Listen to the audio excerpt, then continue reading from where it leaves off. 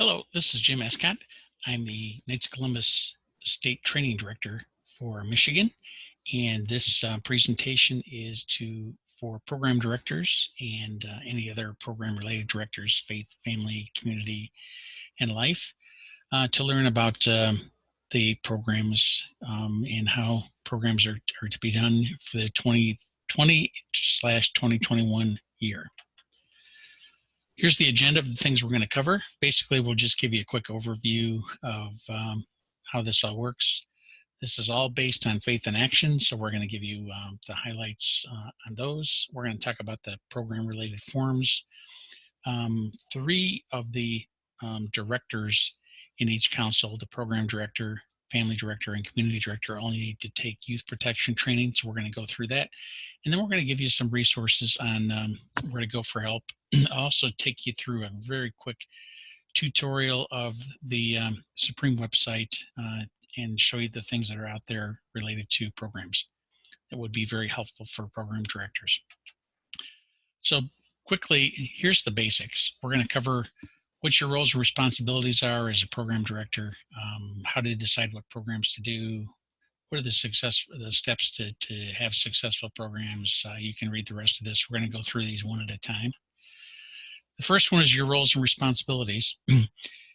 You are responsible for program success, which means that to oversee the planning and supervising of all programs.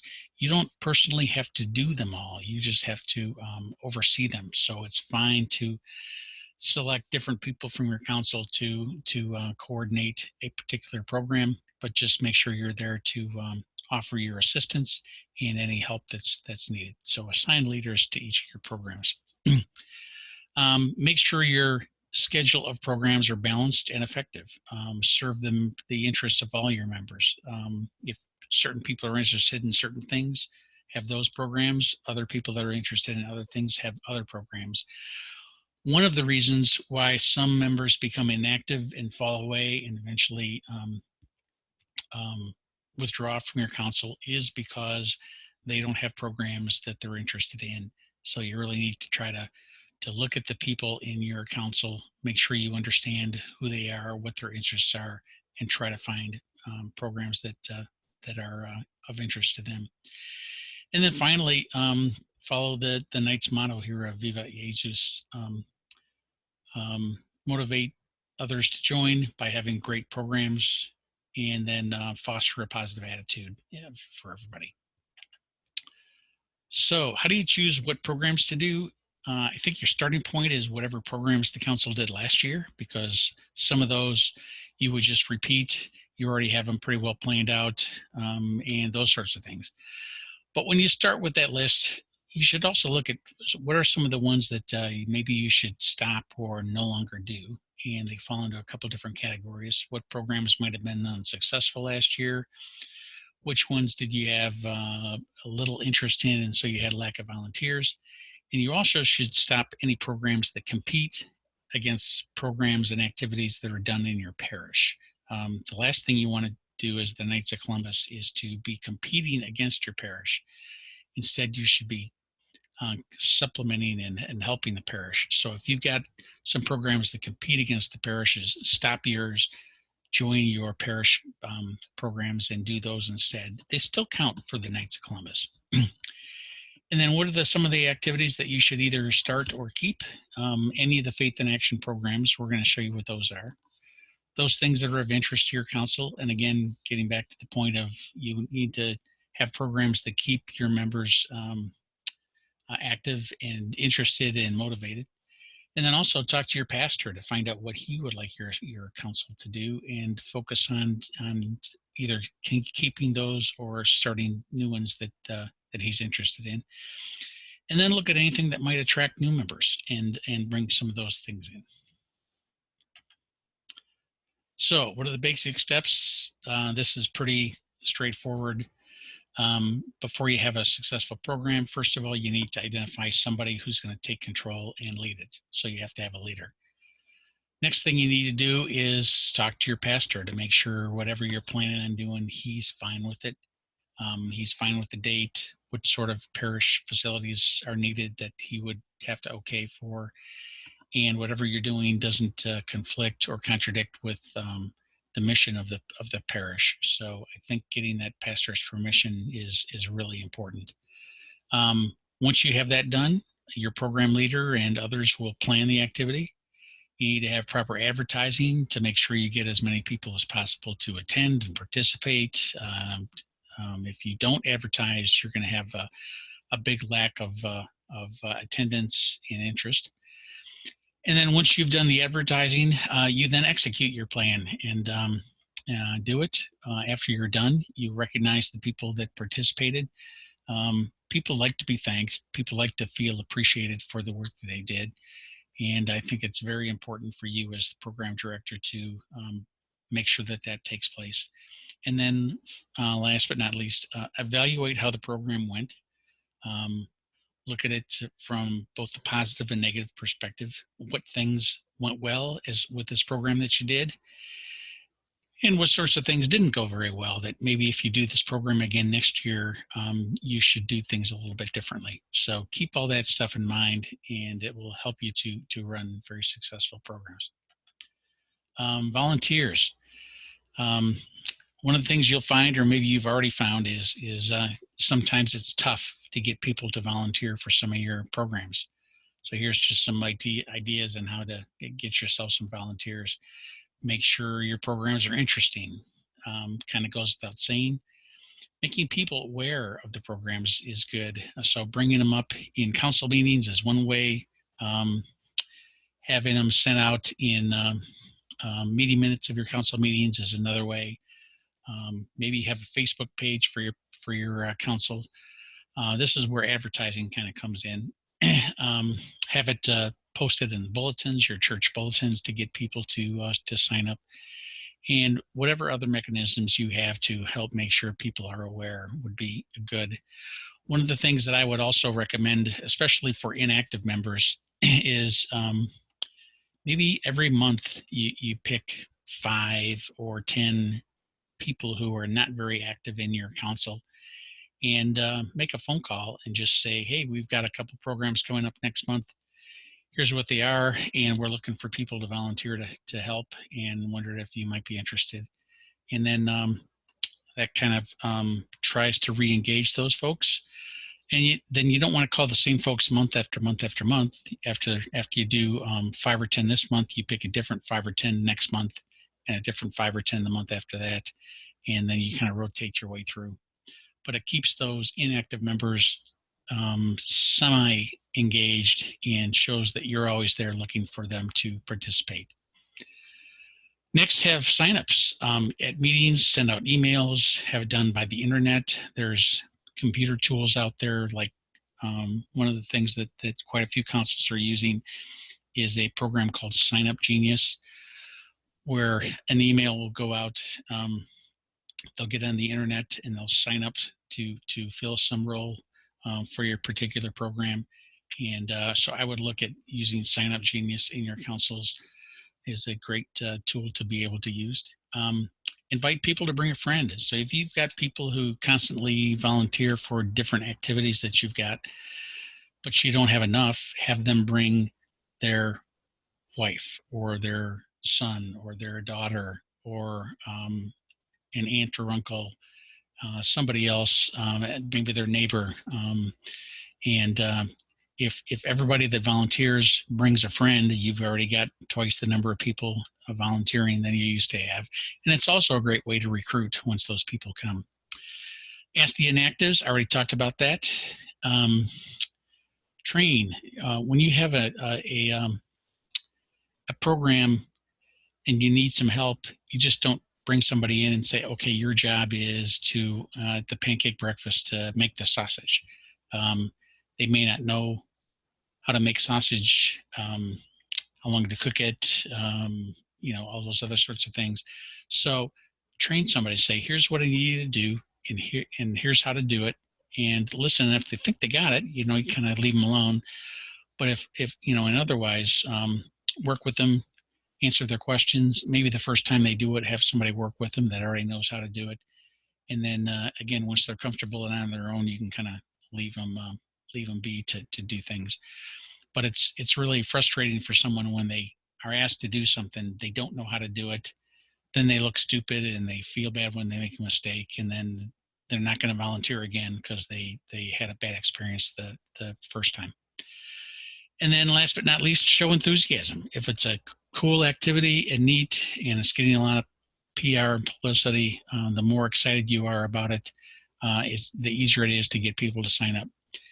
If you stand up there at your council meetings and say, oh, we're going to do the pancake breakfast again. Last time we did it, we didn't have enough people, and I'm sick and tired of doing it every time, and I really need some of you to step up and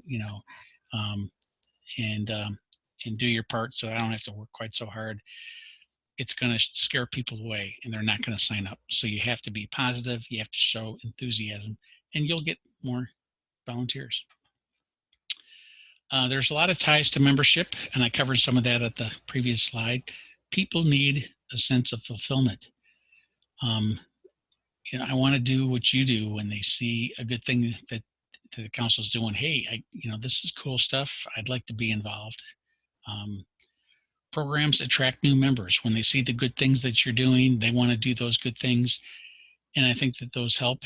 And membership is opportunities for more programs. So it's kind of a good cyclical thing. And then really for new members and really for all members, know what their program interests are and then get them active, engaged, and fulfilled.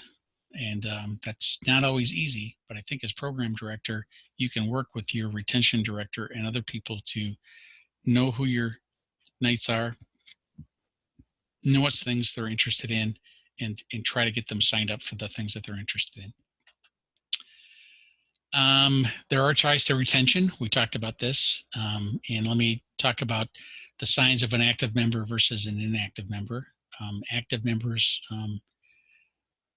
stay active because there's programs at your council that interest those members. They become inactive when there's no or minimal interest in programs.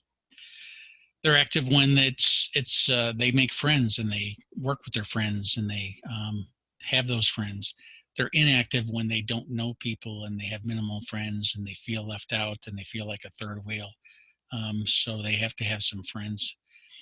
They're more active when they feel valued and they have a role that's important. They get it done. You thank them and those sorts of things. And they become inactive when they don't feel needed and they don't feel thanked and appreciated for what they do. They stay active when they feel fulfilled and they're doing good things and they see the value in that. And they're inactive when they're empty and they don't feel fulfilled. They're active when they're self-motivated. They're inactive when they need encouragement and that encouragement is not there. So I think encouraging people, especially those that are maybe not quite so self-motivated or a little more introverted, would be a very good way to get those people involved, encourage them, and help them be motivated. And then again, I think once they become comfortable and more familiar, then it's less work on your part, and they're more engaged and active on their own. It's easy to have people be more active when they attend meetings. It's harder for people to be active when they dislike meetings and don't attend meetings. And I think you have to be a little careful with this because there are certain people that just don't like meetings and aren't going to come because meetings aren't their things. I think two things that you should do. One is give your Grand Knight any constructive criticism that you can, and it must be constructive, on ways that he can make the meetings more informative and more lively and more fun and less boring and less time wasting and those sorts of things. So I think that would be one thing you should try to do. And I think the other thing is identify some of those people that necessarily don't like to come to meetings, but pair them up with somebody that does. And then when activities come up that you think they would be interested in, even though they don't come to meetings, make a phone call to them and say, hey, we're doing this activity next month. I know you did it last year. would you like to work with me, and encourage them to come even though they're not attending meetings. And then people are more active when they know what to do, and people are inactive when they fear the unknown. So this gets back into that training and teaching and showing somebody what you want them to do with the program, and those sorts of things. So keep those things in mind as you're doing your programs. And the more you can do to get those people active, the less they will be inactive, and the better job it is for retention across the board. We talked about awards. People like to feel appreciated for the things that they do. There's individual and team awards. So if somebody does something special and unique, to point them out by name, I think is a good thing to do. And then team-wise, it's always good after each program to say, hey, we had a really successful pancake breakfast last month, and here are the 10 people that participated. We raised $300, and we gave it to the parish youth group, and I want to just appreciate everybody's time for that. So I think that's a good thing to do. And then there's formal versus informal recognition. Informal is just the thanking people one-on-one, thanking people in front of the council meetings. And formal is more maybe giving someone an award, and we get into awards here in this next section. It's more of the formal recognition. There's awards from the state and Supreme, Star Council Award. The state has different awards that come out, but your council could also have awards where they hand out a certificate or a pin or some other memento for a particularly good activity that's being done. So I know people tend to say, I don't do this for myself, I do it for the church, and I don't need recognition.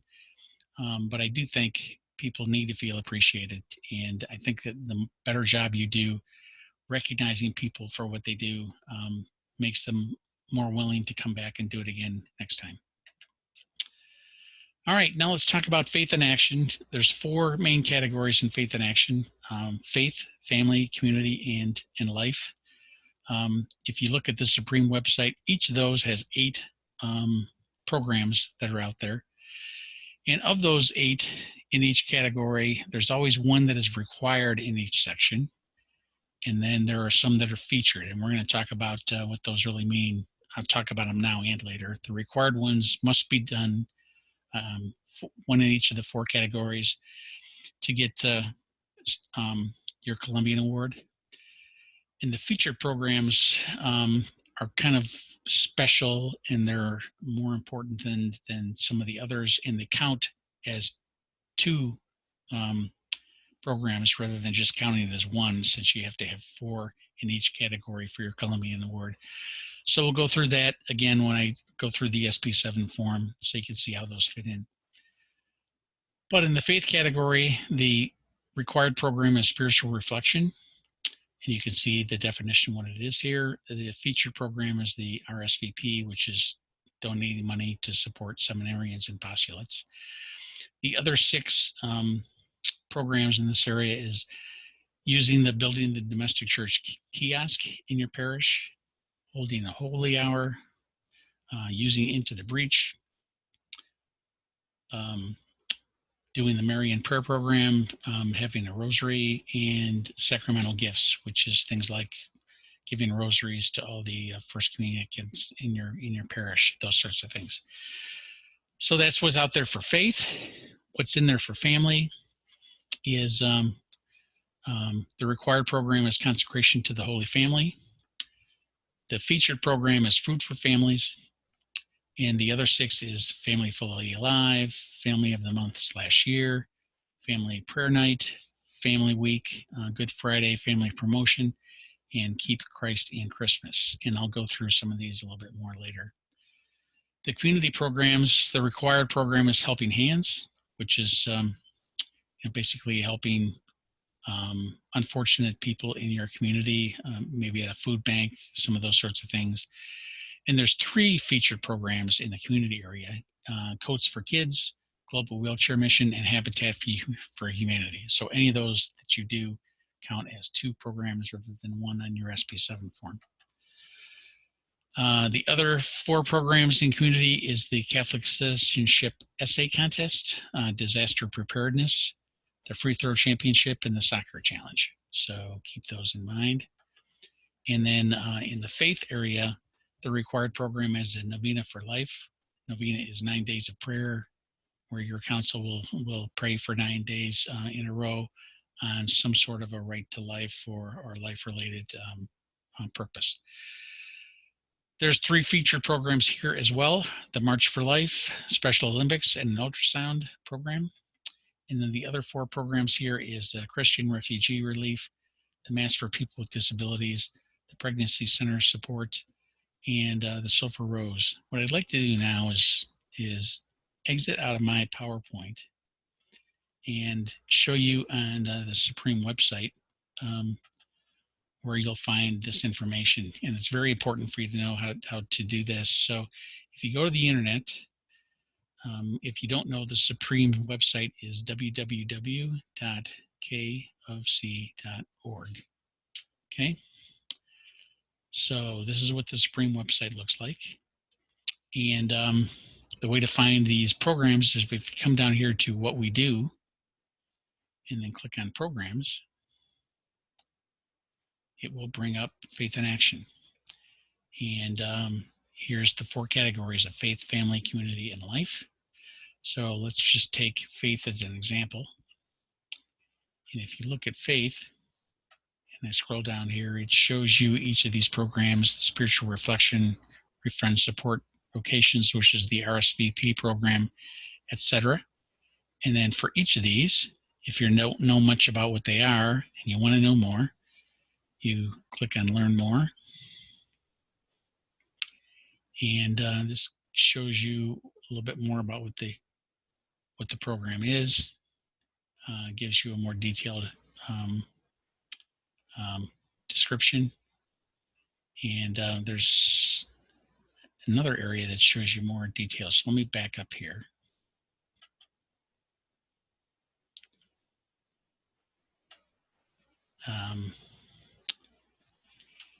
Once I'm in what we do, programs,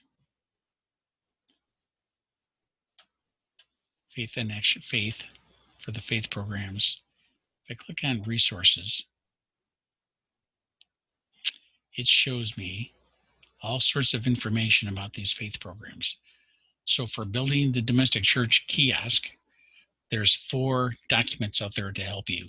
There's a guide sheet, which tells you how to plan it and make it happen. In fact, let's pull this up and look at it so you can kind of see what it says, what it looks like. So this is in higher purpose, which is, in an overview, talks to you about the chairman roles and responsibilities. What are the action steps for how you roll this thing out? Programming, how you do the programming for it. What resources you might need, and a link on how to get there to see more about the program. So this is very helpful information to tell you about this particular program.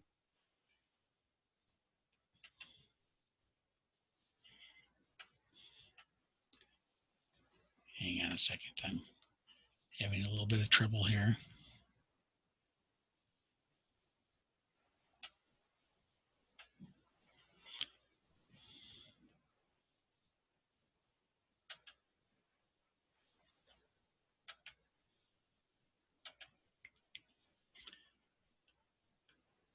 All right, let me go back here. Go back to the Knights Columbus website. Pardon me, I'm sorry for this interruption. Go back to what we do, programs. Come down here to faith. And click on resources. So here's where I was. So I just showed you the guide sheet. The next thing we'd like to look at is the activity poster. So this is just some advertising for you to show if you want to get this printed out or have a poster made that you can put in your church. So as people come and go, you can use this. Here's the overall poster. You put in the name of the event, location, date, who they should contact if they need help. So this is all, out there by the Knights of Columbus for you to help you out.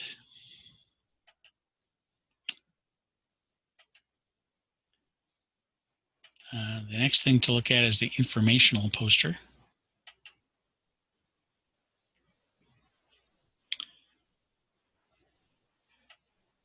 Same sort of thing, but it's a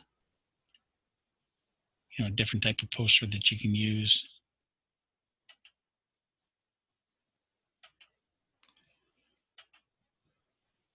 And then there's book lists. So Holy Hour also has a guide sheet, other sorts of information. Into the Breach has a guide sheet, Trifold. All these programs have all these extra information for you to have access to. And this is true not just for faith, but also family programs, community programs, and life programs. So just be aware that those are all there for you to access and look at whenever you need to if you want to find out more information about these programs. There's lots of information out here for you to look at. Okay, so let's go back to my presentation and skip to the next page. So how do you get started doing these programs? Well, first of all, get yourself educated. I showed you what all those programs were. I showed you where to look up on the Supreme website to get more information. So go out there, look at those things, get yourself educated, and understand what they are. Then I would suggest you meet with your pastor and probably do this in conjunction with your Grand Knight. And just say, hey, here's all the different programs the Knights of Columbus have out there. We've done some of these in the past, or some of these we have not done. What do you like? Are there any of these things you'd like us to do more of or less of? And get your thoughts. And get his wishes and interests. Plan your activities, and then execute those activities. And then after you do them, you then go back and meet with your pastor again, typically 2 or 3 times a year, and then continue to go from there. How do you decide what to do? Well, first of all, and I said it on the previous page, do the programs your pastor wants you to do. So your pastor has a vision for his parish on what he wants to emphasize and what sorts of things he wants to have done. And you need to make sure whatever programs you're doing in your council, at a minimum, does not conflict with what he's trying to do, but at a best case scenario, complements what he wants to have done. So I think talking to him about what you do, what you have done, what other things you could do, and marry that along with his vision on what he wants to see for their parish, you guys can work together to build a much better parish, and that would then in turn make a better council for your council. Weave the Supreme programs in where they're appropriate. If he's got something else he wants to have done that somehow doesn't show up under the Faith in Action, by all means, help him with whatever programs he's got. But my guess is if he's got a program he'd like to have done, it somehow fits into the Faith in Action programs. But do it his way with his slant, not necessarily the Knights of Columbus way or Knights of Columbus slant. There's forms out there that need to be done. Here's kind of the 3 key forms for program directors to be aware of. And again, rather than go through this slide, because slides are kind of boring, let me end the show. Let me go back to the internet. And here under what we do, programs, as I come, then right here, if I click on resources, it's going to show me these key Faith in Action forms. So let's talk about these one at a time. This is the annual survey of fraternal activity. You've got, I think, at least half of this to fill out. And if I click on this link, you'll be able to see what the form looks like. So here you would just list, these are the these are the forms that show up in each area. And notice the faith activities had 8 programs under Faith in Action, but this only shows 7 of them. Some of them don't show up here because this basically talks about charitable related activities, and they don't all get into charitable amounts. So here you would list how much money you've raised for charity in that area. So RSVP, if you gave $500 to the RSVP program, you could put that there. And hours of service is the number of hours your council spent at some sort of an RSVP event or raising that money. So if you raised the $500 through holding a pancake breakfast, any of the hours that you spent at the pancake breakfast count here. So that's what goes in that area. And then you just add up those dollars and hours here. Same is true for family activities, same sorts of things. There's only 6 listed here, 8 on the other page, but some of those aren't charitable activities. Community activities, they've got lots of things listed here. Some of these things, as you can see, is more than 8, don't necessarily show up on the Faith in Action site, but they do fit in there under other activities. So you'd list those here as far as the number of hours and dollars that you spent, and the same thing for life activities. So in the information on how many dollars and hours you spent on that activity is captured, and I'll show you that here in a second. But this form is due at the end of January for the prior fraternal year. So this is for, as an example, January 1st of 2020 through December 31st of 2020, and the form is then due the end of January in 2021. Okay. The section here on the right might be better filled out by your Grand Knight or your someone else, but how many meetings you had, how many social events did you have, and how many special committee meetings that you had. And then here, these are also program related. How often did people in your council visit the sick, visit the bereaved, donate blood, and had masses held for members or former members. So that's pretty much it on this form. Here's the instructions that come below it on what these activities are and how to fill these things in. So now let me try to go backwards.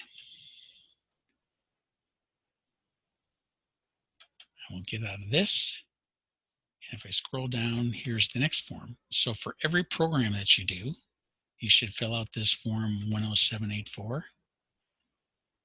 And here's what this form looks like. Of course, you put in your council number, names and dates of the activities. You just check the box on what the activity was and fill in the blanks, how many members participated, the total number of hours, how much did it cost, and I believe there's a place on here as well to put how much money did you raise, but I could be wrong. Nope, just has costs in here.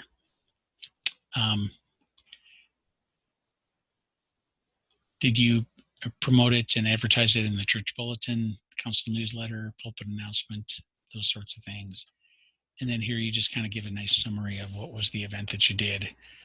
We did a pancake breakfast the 3rd Sunday of February, and we had pancakes and eggs and bacon and whatever sorts of things. There was, you know, whatever else you want to put in there to just describe what your event was. And then, of course, you sign it and date it. And then at the end of the year, when you want to try to summarize everything for that other form, all your details are on here. You just have to add them up for each of these programs that you did. Okay. The next thing is the Columbian Award application, which is due every June at the end of the year. And this is where you summarize all those programs that you did. So here's the faith programs, and you should always put in for number 1, I would always put in the required program because it is required to be done to get the Columbian Award. And then you can get these number of participants and number of hours from the previous form that we just looked at, and give a short program description. And again, that can be extracted from the other page. Is it a recruitment opportunity? I find it hard to believe any council programs are not a recruitment opportunity. So I would almost always check yes. On certain cases, it may be no, but I think you need to find a way to have most, if not all, of your programs recruitment opportunities and do recruitment at those. And of course, if you do a featured program, well, it says here you've got to do 4 for the faith area. If you do the required one here, and you do another one here, and your third program happens to be one of the featured programs, you don't have to list a 4th one, because the feature program counts as 2, and so you can leave that the 4th one blank. Okay. Same thing for family programs. Same thing for community programs and for life programs. So that pretty much shows you that form. And I think from a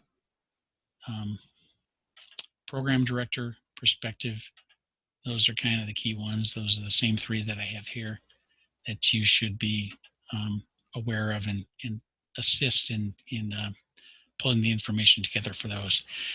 Now, different councils do things different. You may not be the person filling out these forms as the program director. You may be the person filling out these forms.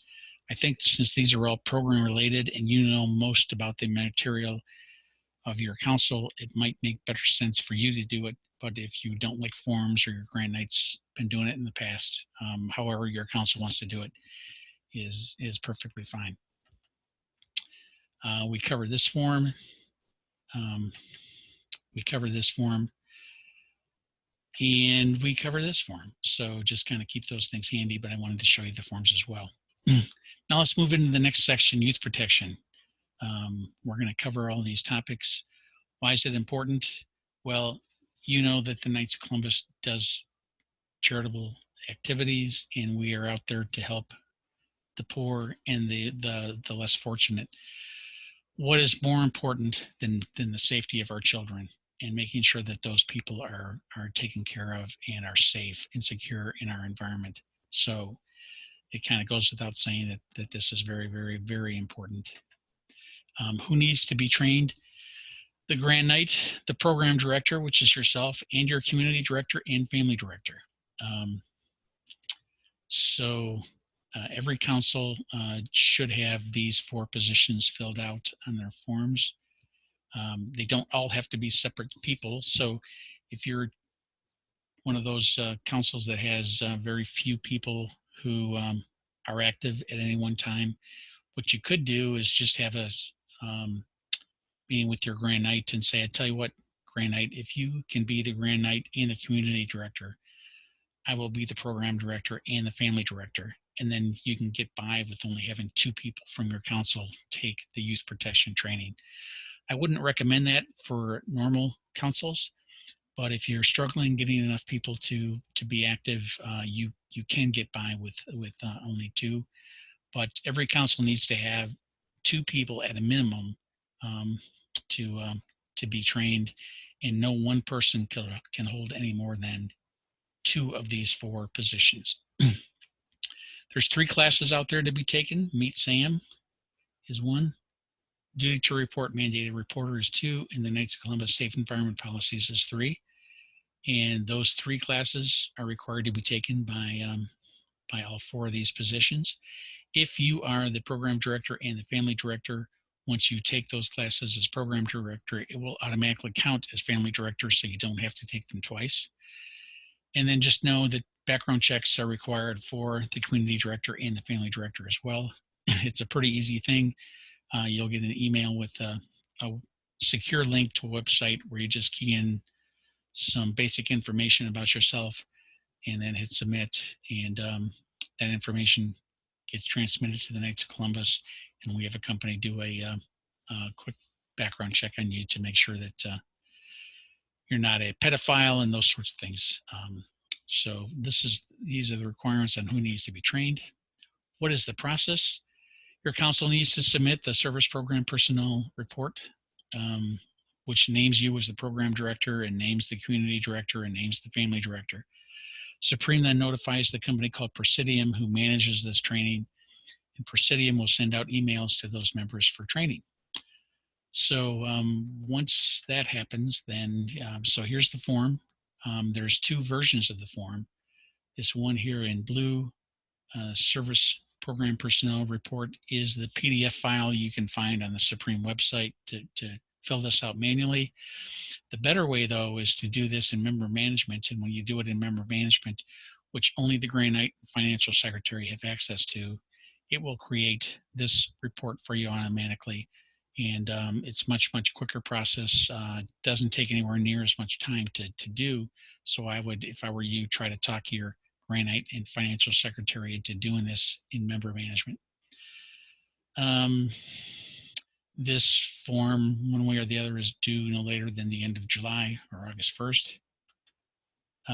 So once that form goes in, Presidium gets made available, gets the information, they will send out an email that looks like this. It says it's from Armitage Support. It's got a date, has your email address on it. Subject is like what it says here, and it says, thank you for contacting us. I have your login information below. To log in, click on this link, enter your new username and password. The username is, and it shows your username there. Password is, and it shows your password. And then it says click on the orange button, and then on the next page, scroll down to select the courses you want to do. Now, one thing that I want to point out here is at the bottom of this email, it gives you a name and a phone number and an email address if you have any issues or questions or problems. I've talked to a lot of people in the last year who have had issues, but they never called this name or phone number. So I just want to point this out, that if you're having issues, call this 800 number, talk to LaToya if that's the person on your email, and they will be very helpful in helping you get whatever issues you've got taken care of. So if you click on this link here, you then get to what's on the next page, which is this login screen. So this will come up on your screen. You enter your username here, which you'll get from over here. You'll enter your password here, which will also be in your email. And then you click on this orange login button, and you are then all logged in. Now, the first time you get in, you'll be asked to answer a couple questions, which help us in case you forget your password next time, and or those sorts of things. But once you're done with all that and you're officially logged in, the screen looks like this. You'll start out with seeing this message from Carl Anderson. And then as you scroll on down, you'll see the three classes: the Meet SAM class, the Duty to Report class, and this Knights of Columbus Safe Environment Policies. Way over here, and it's a little hard to see because I don't have it blown up very big, but it has the status, so it shows you it's either complete or in process or not started. And if it's complete, it gives you the date on which it was completed. So you know you're done when this says complete, and this says complete, and this says complete, but you need to make sure that they're all listed as complete. And then down here at the bottom is this thing called Armitage Support, and that's a way you as the program director can see if you, your community director, and your family director have all completed their training. Since they report up to you, you've got these administrative tools to be able to see that. The next thing I just want to point out is right up here, if you take a look at Carl Anderson's head, right above his head, there's a little orange icon, which again on this screen is too small to see, but it says certificate. If you click on that, once you're done with your classes, it then comes up and shows you this, that shows you for all three of these classes, what dates you took them. And if your certificate does not show all three of these, that means you were not done and you did not complete something. So make sure that that when you see your certificate, it shows all three and that they're in there. Now getting on to this Armitage Support, if you clicked on that button, you'll get a screen that comes up that looks like this. And if you click on View Organization Current Course Status, it brings up a really nice, whoops, it's not on here. Let me go backwards. It brings up a really nice report that basically shows you your name And for each class you took, did you take it? Yes or no? Are you done? Is it completed? Is it in process? And whatever. So you need to make sure that for yourself, your community director and your family director, they're all in there. They're all in there for all 3 classes, and your community director and family director are in there showing that they completed their background checks as well. And the form's got all that detail in there. And this is the way to click on it to see it. Okay, we're just about done. I know I've gone through a lot of things, and you're going to ask, boy, there's an awful lot here to remember. You don't have to remember it all. There is a Faith in Action manual that's out on the Supreme website you can look at. Here's the number if you want to look it up. There's a leadership guide that's passed out at the diocesan meetings in July that your Grand Knight will have copies of, so you can borrow that from him to see it. The Supreme website, I already showed you where a lot of things are there. There's also a lot of information on our state website about programs and helpful, and this training material is out there as well. If you also need help, talk to your various council officers and past Grand Knights who can help you. Your district deputy is always there to help you. And from a state perspective, you have a diocesan program director who's an expert at all these different programs that Supreme offers. You can call him. There's myself as the state training director. There's lots of different people from the state that are very interested in helping you and making sure that you're successful. So don't feel like you're out there on your own. Know that there's lots of people that are available to help you. So here's what we went through. We talked about the overall roles and responsibilities. We covered the Faith in Action, what's out there. We talked about the Supreme programs. We didn't really cover what's old and what's new. We kind of just covered them all. How to get to these 3 key forms. We covered youth protection and where to go to get help for resources. So with that, I think we're pretty much done. I thank you for watching this and listening, and good luck, and God bless you.